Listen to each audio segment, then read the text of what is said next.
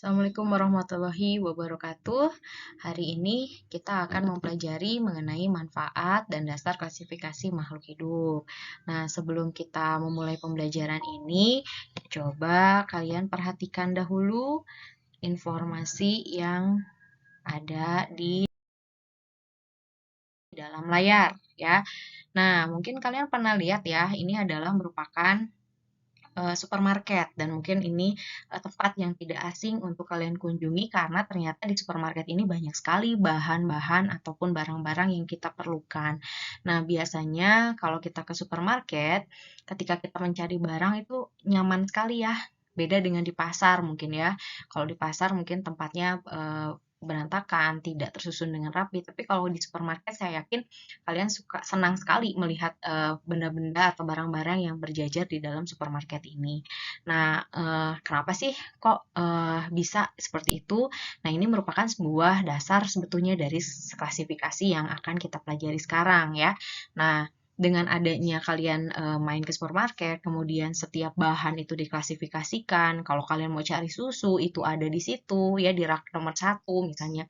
Kalau kalian mau cari tepung terigu, ada di lorong nomor 2 ya. Nah, itu sudah nyaman sekali ya. Nah, tentu ini menggunakan ilmu juga untuk melakukan penataan seperti ini. Nah, ilmu ini pun berlaku di biologi ya yang kita kenal dengan klasifikasi tadi ya. Nah, klasifikasi itu merupakan pengelompokan istilah lain atau dari pengelompokan dan pengelompokan yang terjadi itu kalau pada biologi adalah pengelompokan terhadap makhluk hidup ya. Nah, apa sih tujuan pembelajaran kita kali ini? Tujuan pembelajaran kita kali ini adalah untuk memahami manfaat dan dasar klasifikasi dari makhluk hidup ya. Nah, coba kalian perhatikan juga barang di sekitar kalian ya. Nah, kalau misalnya saya sebutkan, coba saya minta alat tulis. Pasti kalian akan menyebutkan ada pensil, ada pulpen, ada penghapus ya. Tapi kalau misalnya ibu minta kalian menyebutkan alat kebersihan, pasti kalian akan membawakan sapu, lapel ya, pengki dan lain sebagainya. Nah, dengan adanya pengklasifikasian seperti itu atau adanya pengelompokan seperti itu, saya yakin ketika kalian diminta untuk mencari barang yang berupa alat tulis, kalian sudah tidak perlu kesulitan lagi ya. Nah, ini juga yang terjadi pada makhluk hidup ya. Mungkin kalian menemukan makhluk hidup yang beragam, misalnya seperti yang ada pada kelompok A, kelompok B, dan juga kelompok C ya. Coba kalau kita pikirkan nih, andaikan misalnya hewan-hewan yang ada di kelompok A ini ingin saya kelompokkan, apa ya yang terfikirkan di dalam benak kalian? Nah, kalau kelompok P bagaimana?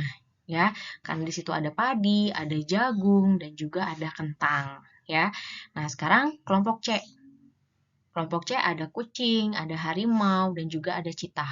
Nah, kalau saya pengen mengelompokkan kelompok A itu merupakan kelompok hewan apa, kelompok B merupakan kelompok tumbuhan apa, dan juga kelompok C kelompok tumbuhan apa, harus bagaimana ya? Nah, tentu untuk menjawab pertanyaan ini kita harus mempelajari dulu apa itu klasifikasi? Bahwa klasifikasi adalah cara mengelompokkan makhluk hidup berdasarkan perbedaan dan juga kesamaan pada ciri tertentu yang dimiliki. Cirinya apa saja? Ya bisa fisik, bisa morfologi dan anatomi, bisa ciri biokimia, serta manfaat. Ya. Nah, kemudian ilmu yang mempelajari tentang klasifikasi ini kita sebut sebagai taksonomi. Saja manfaat dari klasifikasi? Tentu dengan adanya klasifikasi, seperti tadi kita berbelanja di supermarket, kita memudahkan untuk komunikasi, memudahkan juga untuk mempelajari makhluk hidup yang sangat beragam, ya. Kemudian mengetahui juga hubungan kekerabatan antara makhluk hidup yang satu dengan yang lainnya. Apa saja sih jenis sistem klasifikasi yang kita pelajari di biologi? Itu ternyata ada sistem klasifikasi alami, ada sistem klasifikasi buatan atau artificial, dan juga ada sistem klasifikasi filogenetik. Sekarang kita bahas satu-satu ya. Yang pertama, ada sistem klasifikasi alami, di mana didasarkan pada persamaan dan perbedaan morfologi atau bentuk luar tubuh yang diberikan oleh alam atau secara wajar. Misalnya, kita mengelompokkan ada hewan yang berkaki dua, ada hewan berkaki empat, dan juga ada hewan bersayap. Kemudian, ada juga daun yang menyirip, ada daun yang menjari, dan juga daun yang sejajar.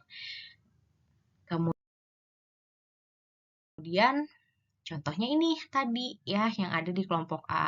Kalau kita lihat ketiga gambar dari hewan tersebut, ternyata mereka memiliki kesamaan yang bisa secara alamiah kita tentukan menjadi sebuah kelompok. Apa sih kelompoknya? Nah, ternyata kalau kita lihat dari morfologi yang sama, mereka itu memiliki kaki yang jumlahnya 4.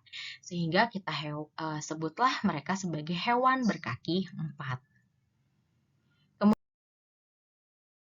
Kemudian klasifikasi buatan atau artificial yang dipopulerkan oleh Carolus Linnaeus didasarkan pada ciri atau sifat yang sesuai dengan kehendak manusia atau sifat lainnya, misalnya berdasarkan pada manfaat. Contohnya ada tumbuhan obat berupa jahe, binahong, ya, ginseng ataupun kayu putih. Nah, atau kita lihat lagi ciri yang lain ya dari contoh beberapa gambar di depan kalian ya. Itu ada ketumbar, ada laja atau lengkuas ya, kemudian ada jahe dan juga ada bawang merah. Maka kalau kita lakukan klasifikasi, maka ini kita bisa pakai klasifikasi secara buatan atau artificial yang berdasarkan fungsinya yaitu adalah bumbu untuk memasak ya. Nah, kemudian yang satu lagi adalah tadi klasifikasi filogenetik, di mana klasifikasi filogenetik ini didasarkan pada jauh dekatnya kekerabatan antara takson yang satu dengan yang lainnya dengan melihat kesamaan ciri morfologi, struktur anatomi, fisiologi, dan juga etologi atau perilakunya. Nah, contohnya adalah pohon filogenetika Familicanidae, ya, dan sistem klasifikasi ini dipopulerkan oleh Charles Darwin.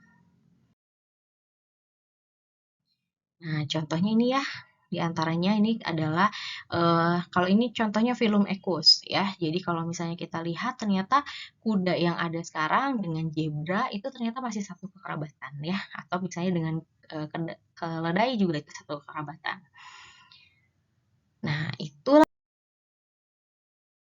mengenai dasar-dasar klasifikasi dan tentu dengan adanya informasi yang tadi disampaikan mengenai manfaat dan juga dasar klasifikasi diharapkan kalian mampu memahami bagaimana cara untuk mengelompokkan makhluk hidup yang beraneka ragam ini ya, sehingga nanti setelah ini kalian bisa menentukan ada kingdom apa saja sih yang ada di dalam makhluk hidup atau di dunia biologi yang ada di bumi ini, sehingga kalau kita mempelajarinya akan lebih mudah ya. Nanti kita akan ketemu lagi pada video selanjutnya yaitu adalah dengan mengenai 5 kingdom. Terima kasih. Assalamualaikum warahmatullahi wabarakatuh.